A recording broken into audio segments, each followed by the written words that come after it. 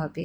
Even দেখো না, এই বেলা শেষে যখন করতে গেছি আমরা শান্তিনিকেতনে গিয়ে মনে হচ্ছিল কি যে আমরা সবাই একটা ফ্যামিলি।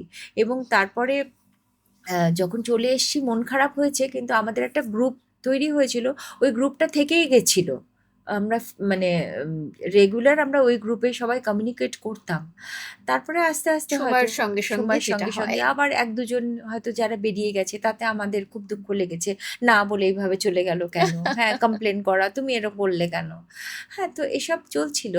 তারপরে যখন আবার শিবু বেলা শুরু করলেন, তখন আবার ওই ফ্যামিলির মধ্যে ফিরে যাওয়া এবং সৌমিত্র কাকু আর সাথীলেখা আন্টির চলে যাওয়াটা আমরা যেন একদম মেনে নিতে পারিনি, আমাদের বুক একদম ভেঙে গেছে। হ্যাঁ, মানে তার মানে একটা কাজ করতে করতে ওই ভালোবাসাটাও তৈরি হয়ে যাওয়া। যখন তাপসদা চলে গেলেন, সে মানে আমি মানতে পারছি না, আর আরও মানতে পারছি না, তাপসদা আমার নেবার, আমরা মানে পাশাপাশি থাকি থাকো। আর কি। হুম হুম। ও ওই দিনটা উফ, আর সেদিনটা আবার আমার কাজ, আমার শো, আমাকে বেরোতে হবে। মানে শো তো করতেই হবে গিয়ে।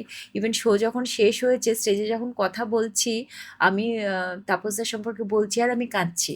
মানে এতটাই মানে কি ইমোশনাল বলবো, হয়ে পড়েছি। ইমোশনাল জায়গা সে সময়। তারপরে একদমই। হ্যাঁ মানে